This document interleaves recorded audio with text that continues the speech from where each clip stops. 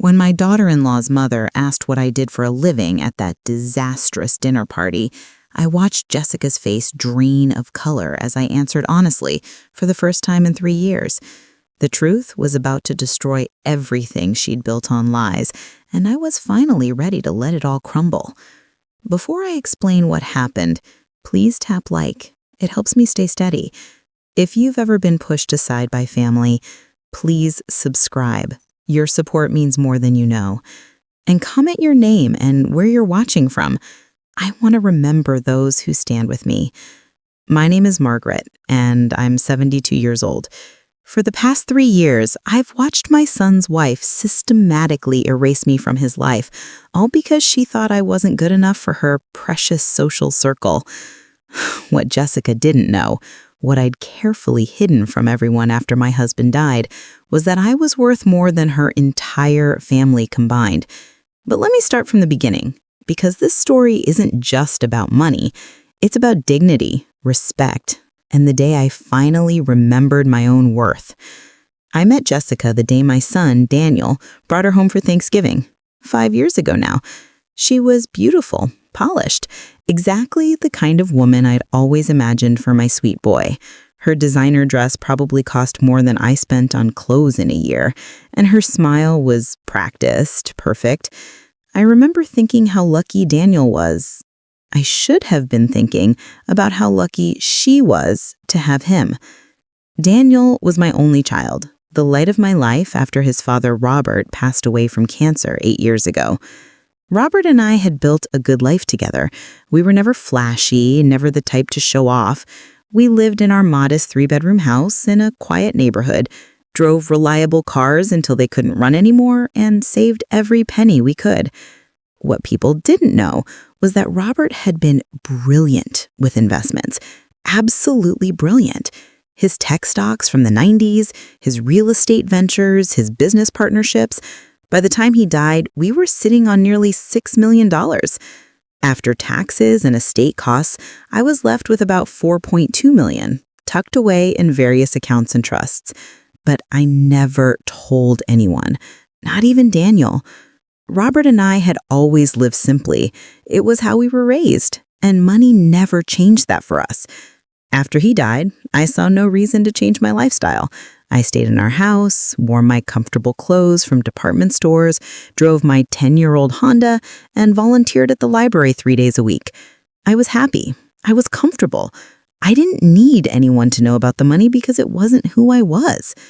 When Daniel proposed to Jessica after 2 years of dating, I was genuinely thrilled. I threw them an engagement party in my backyard, nothing fancy, just family and close friends. I made my famous lasagna, Robert's favorite recipe, and decorated with lights I'd saved when Daniel was a child. She smiled through the whole thing, but I saw how she looked at my folding tables, my mismatched chairs, my homemade centerpieces. I saw it, and I ignored it. The wedding was at their parents' country club. They insisted on paying for everything, which I accepted gratefully, thinking it was generous. Jessica's mother, Caroline, was polite to me in that way that feels like being patted on the head.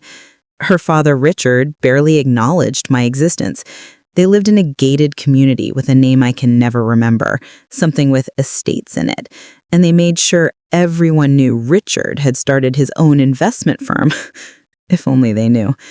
I gave Daniel and Jessica $25,000 as a wedding gift, carefully withdrawn from one of my accounts. I told Daniel it was life insurance money from his father that I'd been saving. He cried and hugged me, told me I shouldn't have, that it was too much. Jessica's smile was tight when she thanked me. Later, I overheard her telling her mother it was sweet, considering. That should have been my first warning. After the wedding, things changed slowly. Like a sunset you don't notice until suddenly it's dark. Daniel started coming by less often. When he did visit, Jessica always had an excuse not to come. She had a charity luncheon, a meeting with her decorator, a hair appointment. I tried not to take it personally. I told myself, young couples need their space. She's just busy building her life. But then came the comments. It started with fashion. "Oh, Margaret, you're so comfortable in your style," Jessica said one Sunday dinner, eyeing my cardigan from Target. "I wish I could just wear anything without caring what people think." The other women at the table, her friends, had giggled. Daniel had squeezed my hand under the table, but he said nothing. Then it was my house. "This neighborhood has so much character," she said, looking at my neighbor's lawn decorations. "It's very authentic, very real." The way she said real made it sound like an insult. Then it was me. "Daniel, doesn't your mom have any hobbies besides the library?" she asked once, right in front of me. "Maybe she should join a club or something, meet people her own age." As if I was some lonely widow with nothing to live for. I had friends. I had book club. I had my volunteer work. I had a life I loved. But I said nothing. I never said anything. The real shift came 2 years ago when they bought their house. Jessica had found a mansion, truly a mansion, in the same gated community as her parents. 6 bedrooms, a pool, a 3-car garage. Daniel called me, excited and nervous. "It's expensive, Mom, but Jessica says it's an investment. Her dad is helping with the down payment." I offered to help too. "Sweetheart, I have some savings. I could give you $50,000 toward the house." There was a long pause. Then Jessica's voice in the background. "Tell her that's sweet, but we're fine." Daniel relayed the message, uncomfortable. I knew she'd stopped him from accepting. My own son couldn't accept my help because his wife thought I couldn't possibly have anything worth offering.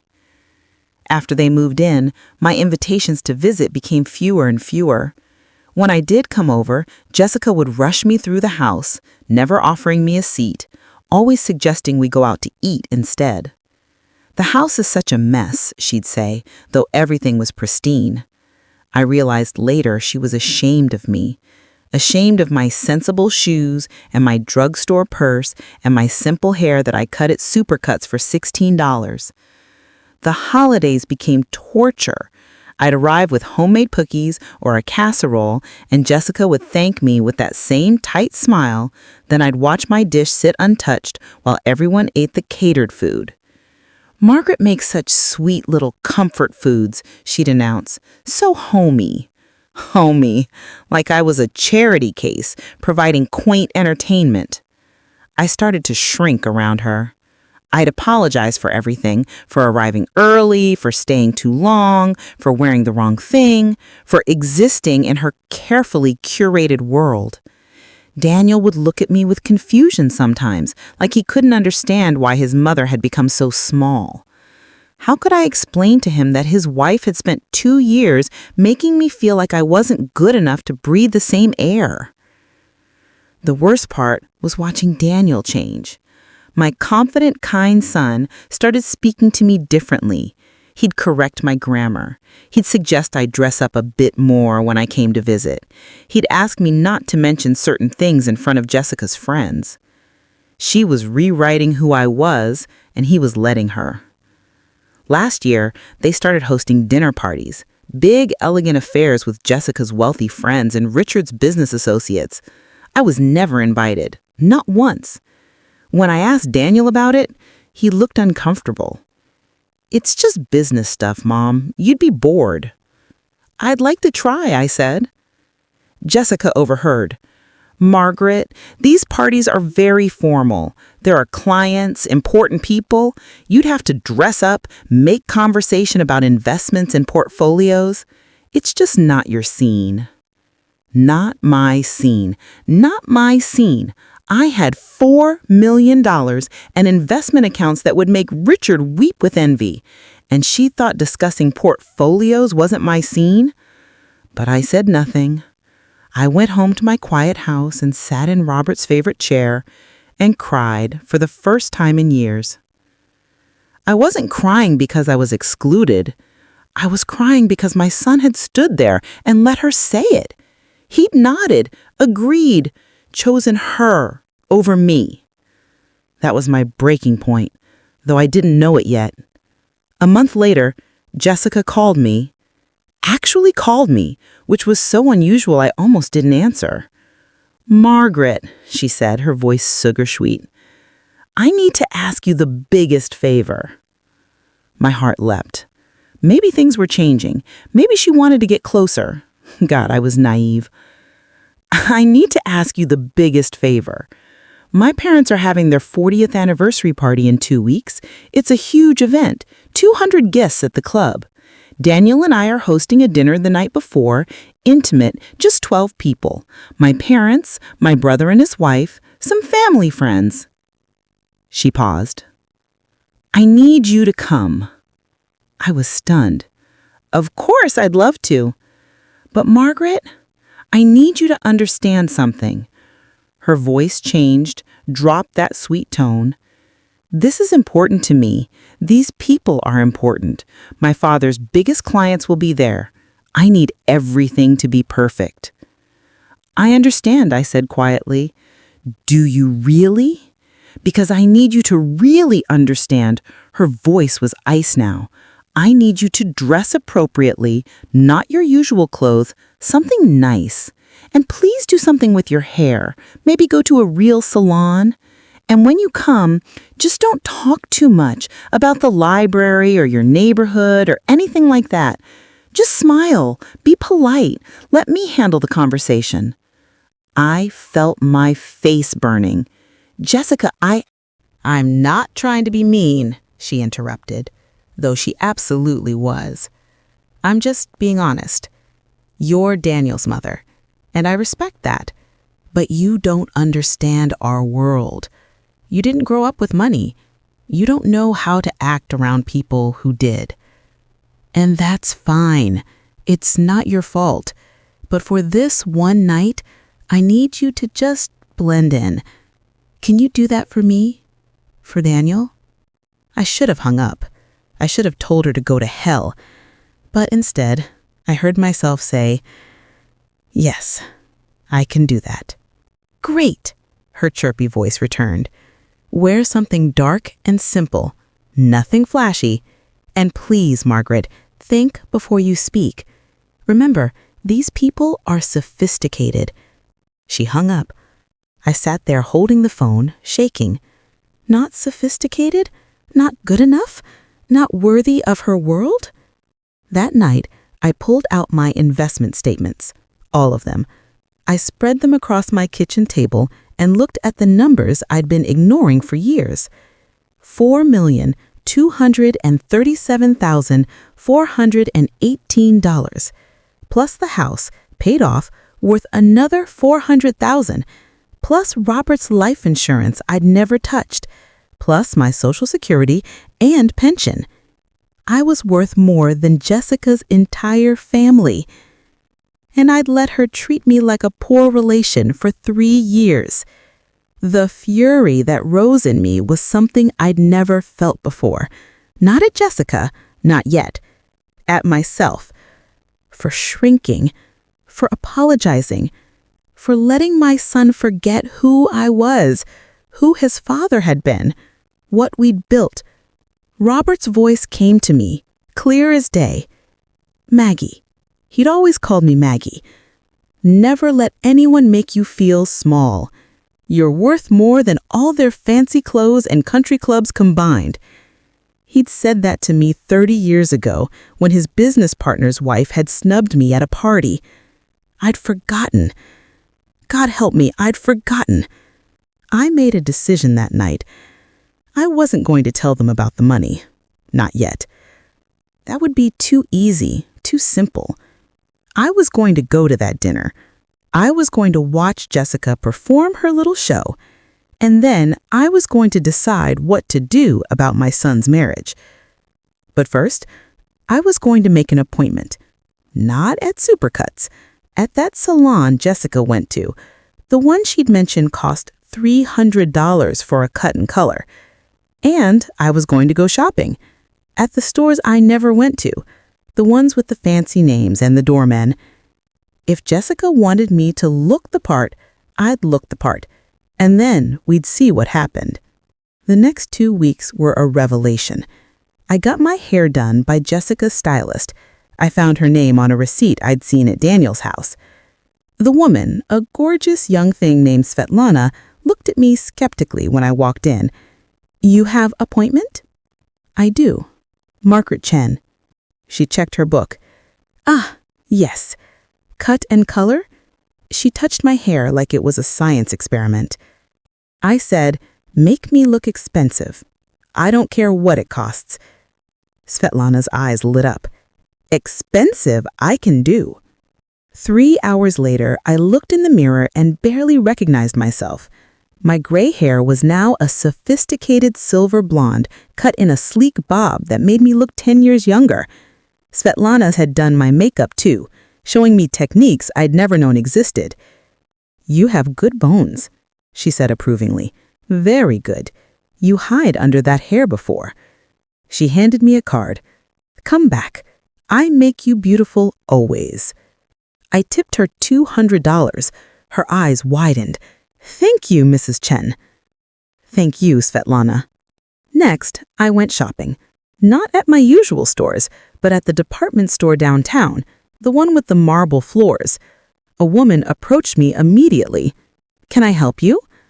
"I need a dress for a formal dinner party. Something dark and simple but expensive. Very expensive." "What's your budget?" "I don't have one." She smiled. "Follow me." We spent 2 hours together. She brought me dresses, shoes, accessories. I tried on things I never would have looked at before. When I finally found the perfect dress, a dark navy sheath with subtle beading, paired with elegant heels and a real pearl necklace, I looked at the price tag. $1,800 for one outfit. I'll take it all. And I need a handbag. Something that says money without screaming it. She brought me a simple black leather bag. $1,600. More than I'd spent on clothes in the past 5 years combined. I handed her my credit card, the one I never used, the one attached to my investment account. "Do you have alterations? I need this perfect by next Thursday." "Absolutely. We'll have you looking like $1 million. If only she knew. The night of the dinner arrived. I stood in my bedroom, looking at myself in the full-length mirror. The dress fit perfectly, elegant and understated. My hair was styled, my makeup subtle but flawless. The pearls at my neck were real. Robert had given them to me for our 30th anniversary. I'd kept them in their box for years, thinking I had nowhere fancy enough to wear them. I looked wealthy. I looked sophisticated. I looked like I belonged in Jessica's world. And I hated it. Not the way I looked, but what it meant.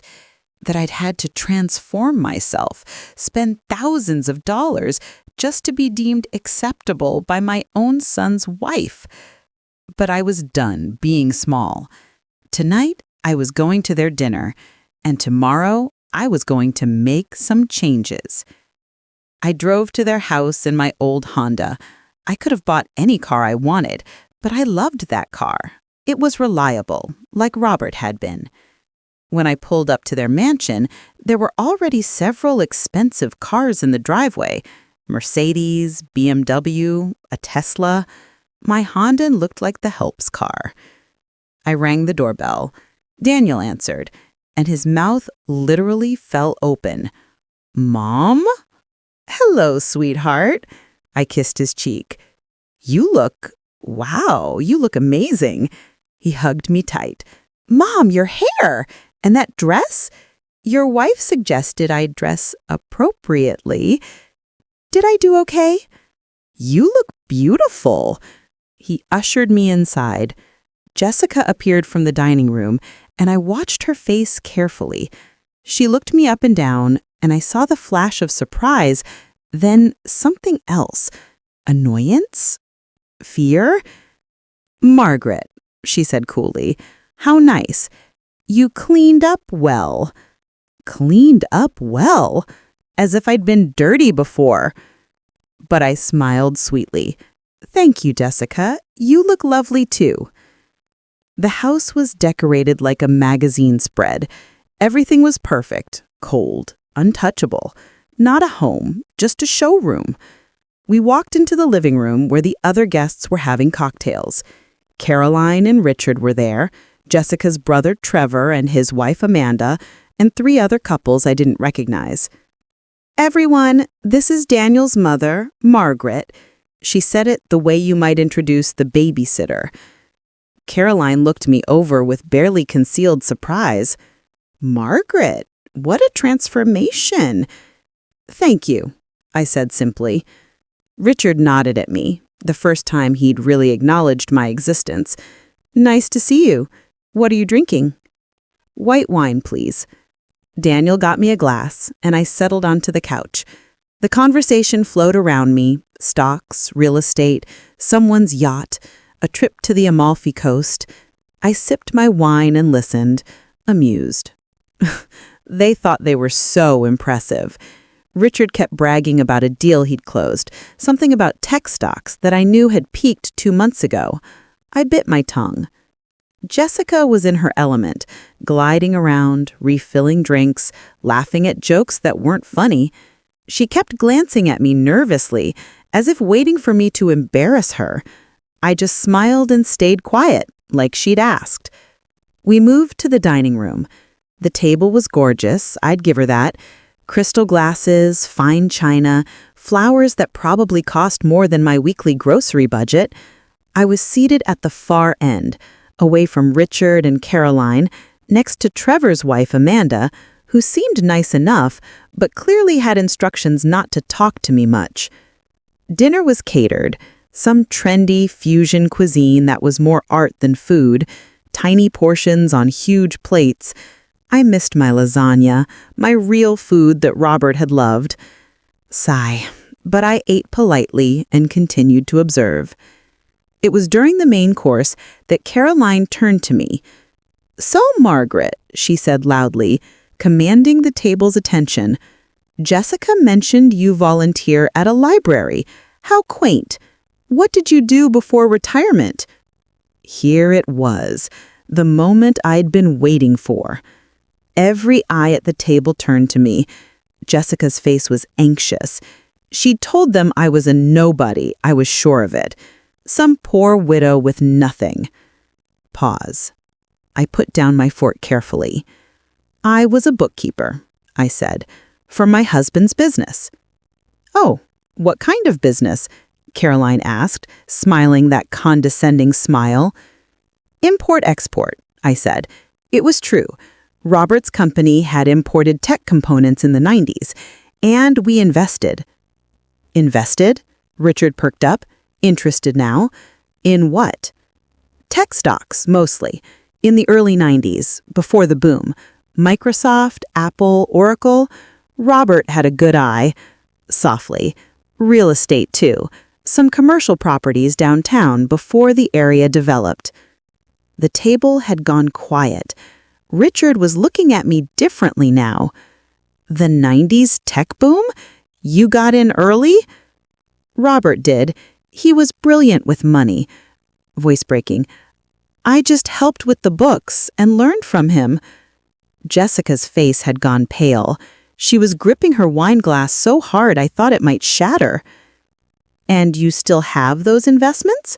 one of the other men asked. "Some of them. I diversified after Robert passed. Moved into bonds, some international funds. Nothing too exciting." Pause. I was understating dramatically. My portfolio was probably more diverse than everyone at this table combined. "That's fascinating," Caroline said, and I could tell she meant it. "Richard is always saying how few people understood the potential of tech in the 90s. Most people thought it was a bubble." "It was a bubble," I said, firmly. "But before it burst, there was real money to be made. We got out early enough."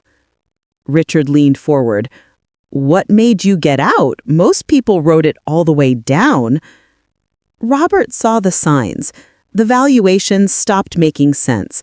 When Pets.com went public, he said it was over. We sold everything in early 2000, bought real estate instead, right before prices soared. The room was silent now. These people understood money, and they understood what I was saying without saying it. If we'd invested early and pulled out at the right time, we'd made millions. Where did you buy? Richard asked. Downtown, 3 commercial properties, some apartments in neighborhoods that were gentrifying. Robert always said location and timing were everything. Did you keep the properties? Another man asked. Some. Sold others when the prices peaked around 2007, before the crash. I'm not very exciting anymore. These days I just live off the dividends and rental income. Jessica looked like she was going to be sick. Daniel was staring at me with his mouth open. He'd never asked.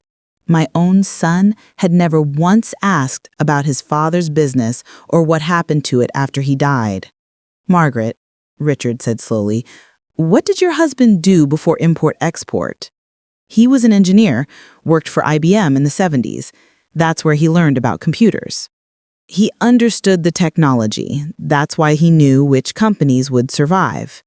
Caroline was looking at me with entirely new eyes. And you've managed this portfolio yourself since he passed? I have a financial advisor, but yes, I make the final decisions. Robert taught me well. What firm do you use? Richard asked. I named a prestigious wealth management company, one of the top in the country. I saw his eyebrows rise. They only took clients with at least $5 million in investable assets. I'm impressed, Richard said, and he genuinely sounded it. Most people your age aren't that hands-on with their investments. I'm not most people, I said quietly. And 72 isn't that old. My mind works just fine. The dinner continued, but everything had changed. Suddenly, people wanted to talk to me. Richard asked my opinion on current market conditions. One of the other men wanted to know if he thought inflation would continue. Caroline asked about real estate trends. I answered carefully, drawing on years of reading financial news and talking to my advisor.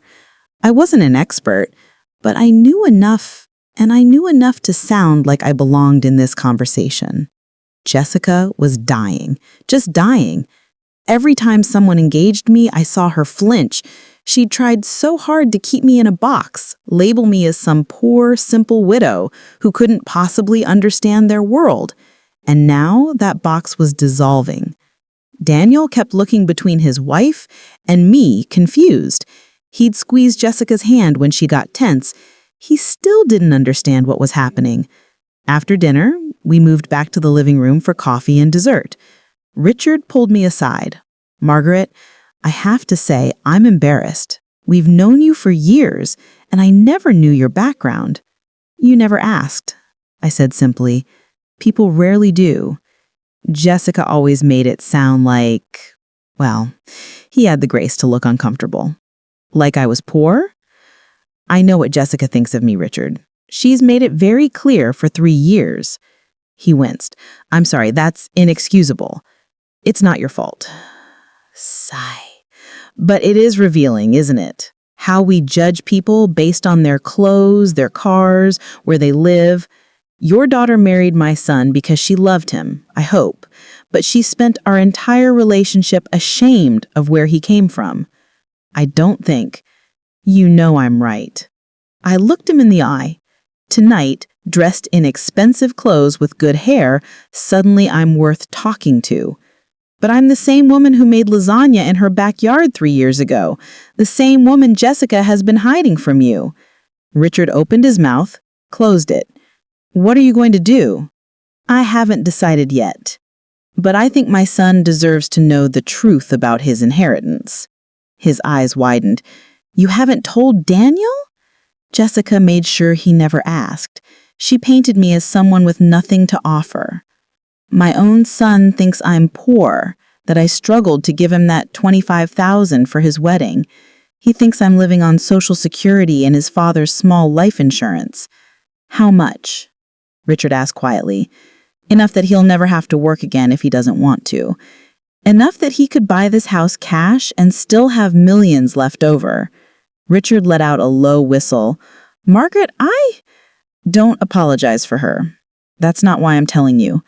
I'm telling you because you asked, and because I think you're a decent man who's been lied to. Jessica told you I was some charity case she was tolerating for Daniel's sake, didn't she? He nodded, ashamed. I thought so. The truth is, I'm probably worth more than you, and I certainly know more about investments than your daughter does about anything. I left him standing there and went to find Daniel. He was in the kitchen, helping Jessica clean up. When I walked in, Jessica's eyes were red. She'd been crying. Mom, can we talk? In private? We went to his study. He closed the door and turned to me. What the hell just happened out there? Why didn't you ever tell me about Dad's business, about the investments? You never asked, sweetheart.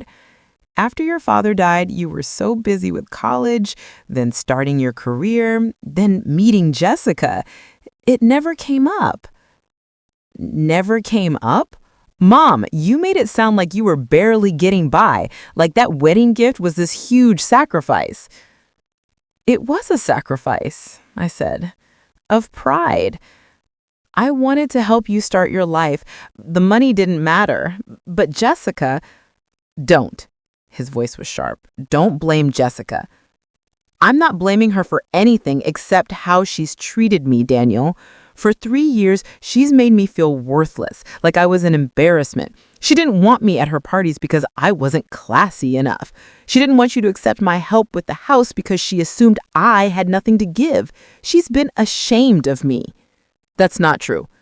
Then why am I never invited here? Why does she rush me out when I visit? Why did she call me 2 weeks ago and tell me to dress appropriately and not talk too much because I don't understand sophisticated people? My voice rose. Why, Daniel? Why has your wife spent 3 years making me feel like I'm not good enough to be your mother? He was quiet. Too quiet. Because he knew. Of course he knew. She told me you'd be embarrassed, that her parents' friends were important to her career, that you wouldn't understand their world. I managed millions of dollars for 30 years, Daniel. I understand their world just fine. What I don't understand is how your son let his wife erase me from his life. Mom, do you know how much your father left us? I asked. $4.2 million plus this house paid off, plus rental properties worth another $1 million, plus his life insurance I never touched. I'm worth over $5 million, Daniel, and your wife has spent 3 years treating me like I'm poor white trash she has to tolerate. His face went completely white. $5 million? Give or take. Your father was brilliant. He got us out of the tech before the crash, into real estate before the boom. He set us up for life. Set you up for life. That money is yours when I die, sweetheart. All of it. Every penny. Why didn't you tell me? He sounded like a child.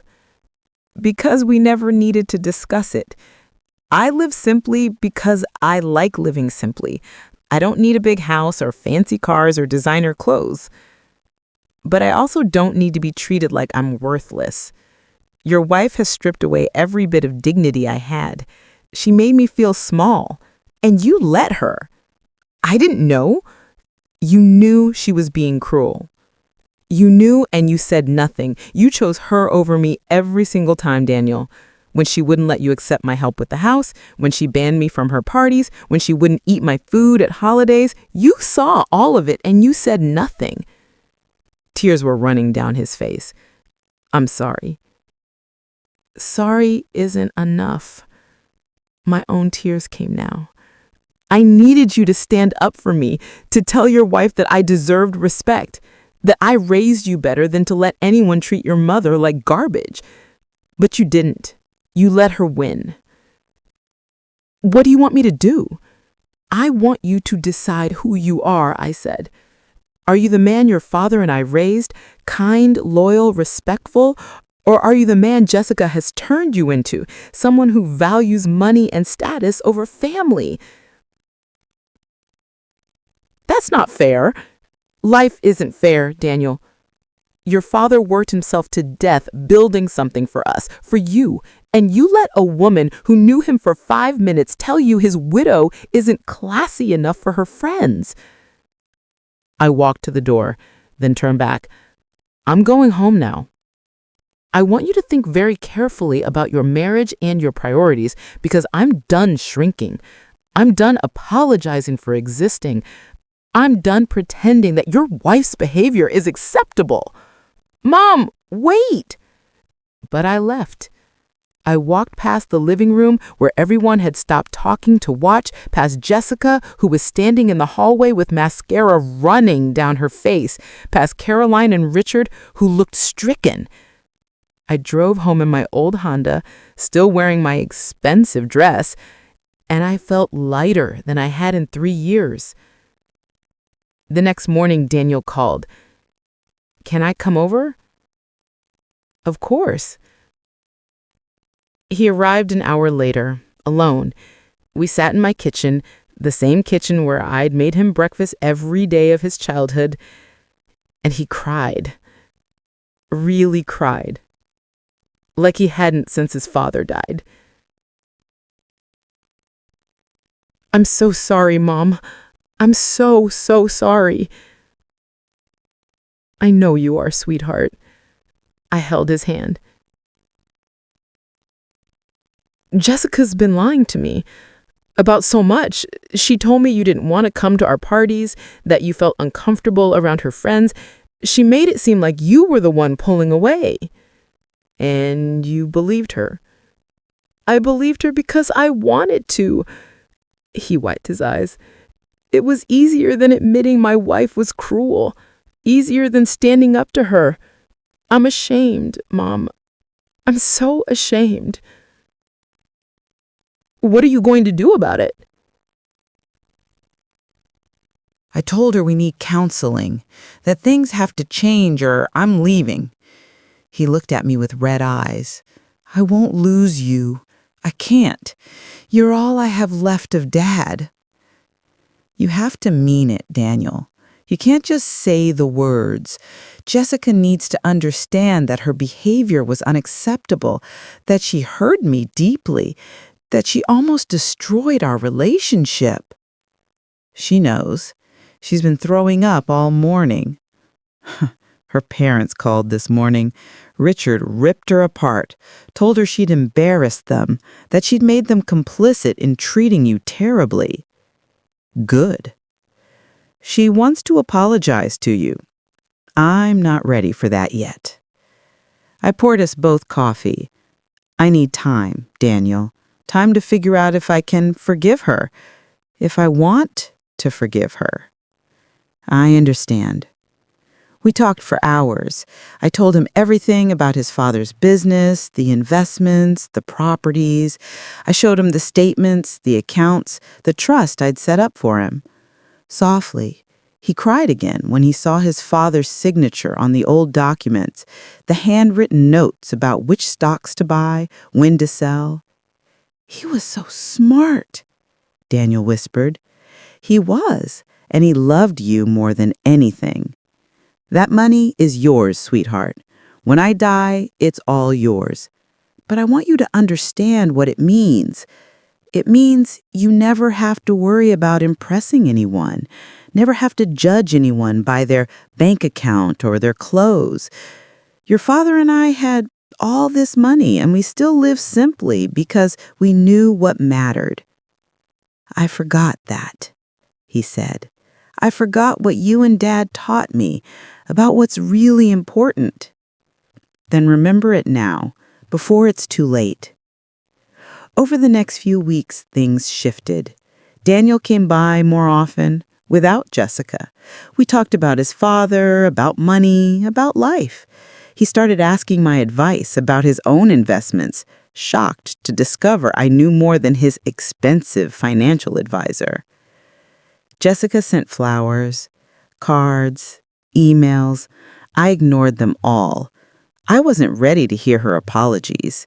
They felt empty, motivated by embarrassment rather than genuine remorse.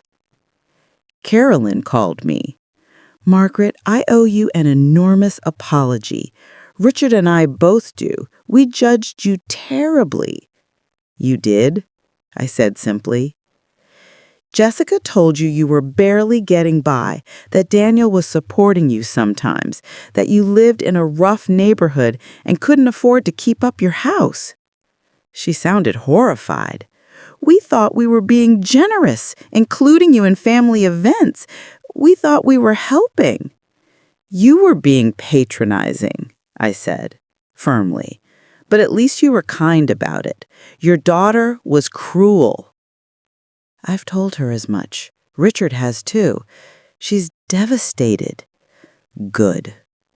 Maybe devastation will teach her something about treating people with respect. Will you ever forgive her? I don't know yet, Caroline. Ask me in 6 months. 3 months passed. Daniel continued his counsel sessions with Jessica, and slowly, he told me she was changing, learning, understanding. She'd quit one of her social clubs, the one where she'd been most focused on status. She'd started volunteering at a food bank. Baby steps toward becoming a better person. But I still wasn't ready to see her. Then Daniel called one evening. Mom, Jessica's pregnant. Pause. Everything stopped. A grandchild. My first grandchild. Congratulations, sweetheart. I meant it, even through my complicated feelings. I want this baby to know you, Mom, really know you, not some version Jessica created. Please, will you at least talk to her, just once? How could I say no to that? I agreed to meet Jessica for coffee, just the two of us. She chose a quiet cafe far from her usual haunts. When I walked in, I barely recognized her. She looked thin, tired, older, pregnant, but not glowing, worn down by guilt and consequence. Margaret, she said, standing up, thank you for coming. I sat down without hugging her. I'm here for Daniel and the baby, not for you. I understand. She sat down carefully. I don't deserve your forgiveness. I know that, but I need to try to apologize anyway. Go ahead. She took a shaky breath. I was cruel to you, deliberately, systematically cruel. I judged you from the moment I met you, and I never gave you a real chance. I was so focused on status, on what people thought, on climbing social ladders that didn't even matter. I turned your son against you. I made him ashamed of you. I made you feel worthless. And there's no excuse for that. None. I sipped my coffee and waited. When my parents found out the truth about you that night, my mother didn't speak to me for 2 weeks. My father told me I was everything that's wrong with my generation, that I valued appearances over substance, that I'd become the worst kind of snob. She was crying now, and they were right. I was so worried about what everyone thought that I forgot to be a decent human being. Why? I asked firmly. Why was I so unacceptable to you? Because you reminded me of my grandmother, she whispered. She lived simply like you. Modest house, old car, thrift store clothes.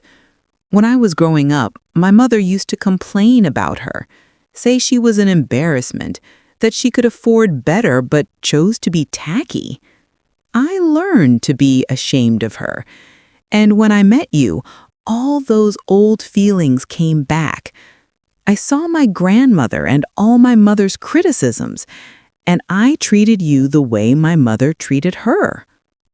That's not an excuse. I know, it's an explanation, a terrible one. She wiped her eyes. My grandmother died last year.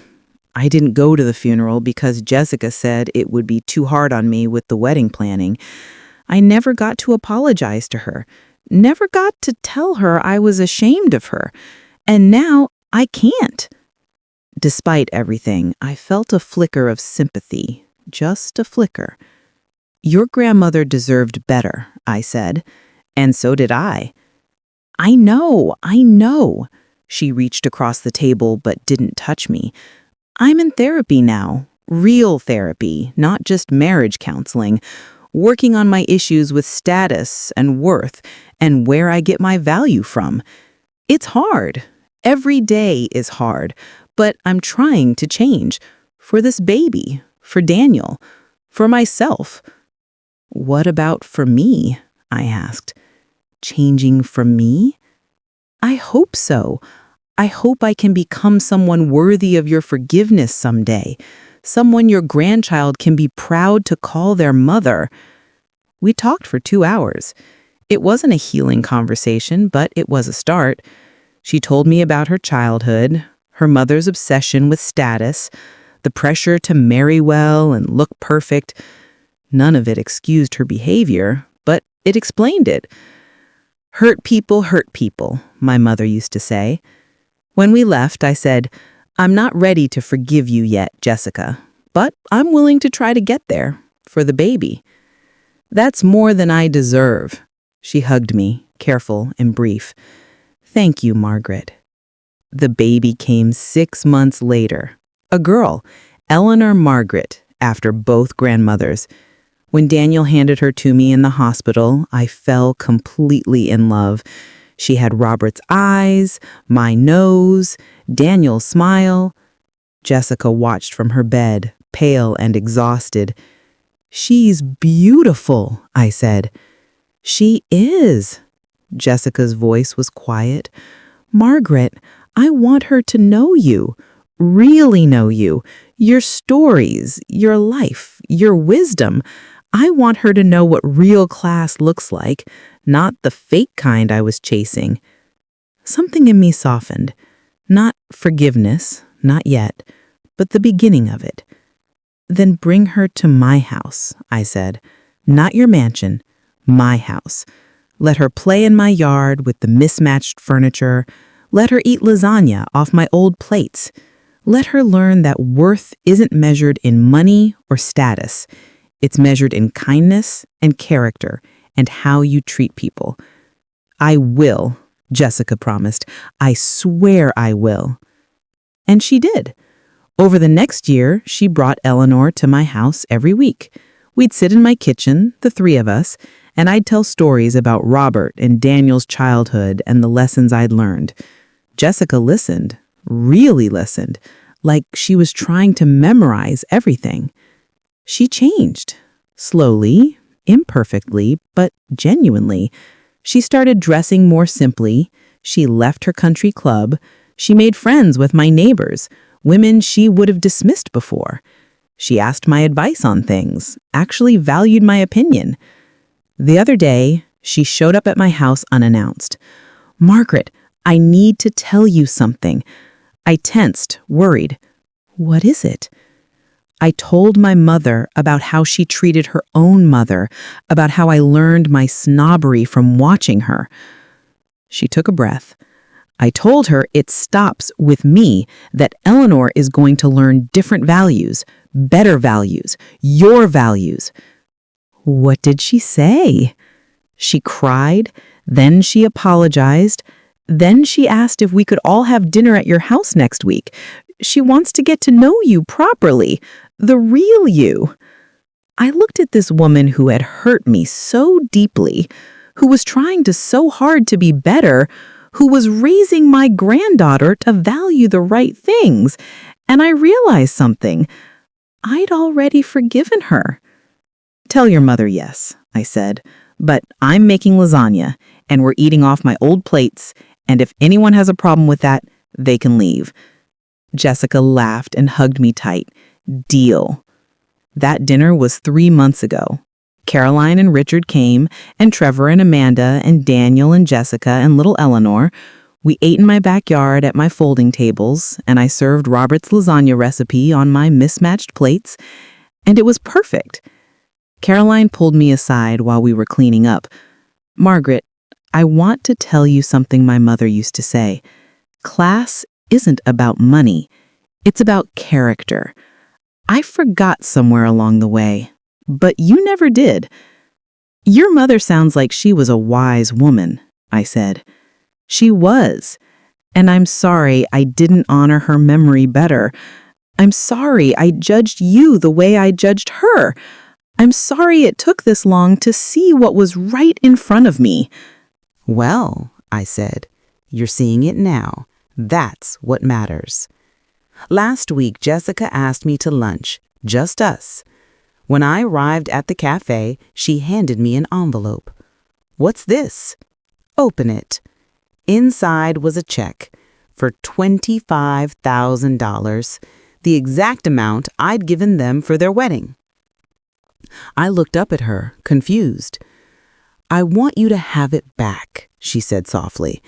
"Not because we don't appreciate it, but because I know now what that gift meant. You gave us money you didn't have to give, while I was treating you like you had nothing to offer. It was generous and kind, and I didn't deserve it. So I want to give it back with interest and ask if we can start over." I looked at the check, then at her face. She meant it, every word. "No," I said. Her face fell. "Margaret, please." "No, you keep it." I pushed the check back. "Put it in Eleanor's college fund or donate it to a charity in Robert's name. But I won't take it back. That was a gift, Jessica. You don't return gifts. But what I will accept is this," I said softly. I reached across and took her hand. "I forgive you. Completely. Not because you've earned it, though you've tried, but because holding on to anger is exhausting, and life is too short, and my granddaughter deserves to grow up in a family without this weight." Jessica completely broke down, sobbing in the middle of the cafe. "Thank you, thank you, thank you." People were staring, but I didn't care. I got up and moved to her side of the booth and held her while she cried. Holding my daughter-in-law for the first time, really holding her like she was family, like she was mine. Because she was. Imperfect and flawed and still learning, but mine. That was 6 months ago. These days, Eleanor spends every Wednesday afternoon at my house. Jessica drops her off in the morning and picks her up after dinner. Sometimes she stays too, and we cook together, and she asks me about Robert and about investing and about life. Daniel comes by every Sunday, and we all have dinner together. My lasagna, his salad, Jessica's dessert. Eleanor in her high chair throwing food and laughing, just like Daniel used to do at her age. Last month, Richard called me. "Margaret, I have a proposition. I'm looking to expand my firm, and I could use someone with your background. Would you consider consulting for us? Part-time, just a few hours a week. We'd pay you well, and honestly, I'd love to learn from you." I thought about it. "Let me counter-propose. I'll consult for free, but in exchange, you establish a scholarship fund in Robert's name for students from modest backgrounds who want to study business or finance. Kids who remind you that worth isn't about where you start, it's about where you go." There was silence on the line. Then, "That's brilliant! Let's do it!" The Robert Chen Scholarship Fund launched last month. The first recipient is a young woman from my neighborhood, first in her family to go to college. At the award ceremony, I gave a speech about my husband, about his brilliance and his humility, about how he proved that real wealth is measured in character, not currency. Jessica stood in the audience holding Eleanor, and she was crying too. Proud tears, happy tears. After the ceremony, a young woman approached me. "Mrs. Chen, I just wanted to say thank you. Not just for the scholarship, but for your speech. My grandmother is a lot like you. Simple lifestyle, old clothes, volunteers at the library. And I realized today that I've been treating her the way your daughter-in-law used to treat you, like she's less than. And I'm going to change that. I hugged her tight. She's lucky to have you realize that now, sweetheart. Tell her you love her. Tell her often. That's what this has all been about, really. Not money, not revenge, not even justice. It's been about remembering and teaching and passing on the lessons Robert and I learned the hard way. That status is meaningless, that kindness is everything, that how you treat people when you think they have nothing to offer shows who you really are. Last night, I was at Daniel and Jessica's house for dinner. Jessica made Robert's lasagna recipe, and it was actually pretty good. Not as good as mine, but getting there. Eleanor sat in my lap and pointed at pictures on the wall. Family photos Robert never got to be in. "Who's that?" she asked, pointing at a picture of me and Robert from 30 years ago. "That's your Grandpa Robert. He was the smartest, kindest man I ever knew, and he loved you so much, even though he never got to meet you." "Tell me about him," Eleanor said. So I did. I told her about his business, his investments, his wisdom, about how he loved simple things, good food, family dinners, about how he taught me that real wealth is love, not money, about how he'd be so proud of her daddy and her mommy who's learning, and her little self who's going to grow up knowing what really matters. Jessica listened from the kitchen doorway, and when I looked up, she mouthed, "Thank you." I nodded, because this moment, this family, this love, this is what Robert built. Not the millions in the bank, but this. The legacy of teaching our son to be kind, of giving me the resources to help others, of showing Jessica that transformation is possible. I'm 73 now. Eleanor is 2. I figure I've got maybe another 15 or 20 good years if I'm lucky. And I'm going to spend every one of them making sure my granddaughter knows what her great-grandfather knew, that you can have all the money in the world and still be poor if you don't have love, kindness, and character. That's the real fortune Robert left me, and I'm passing it on.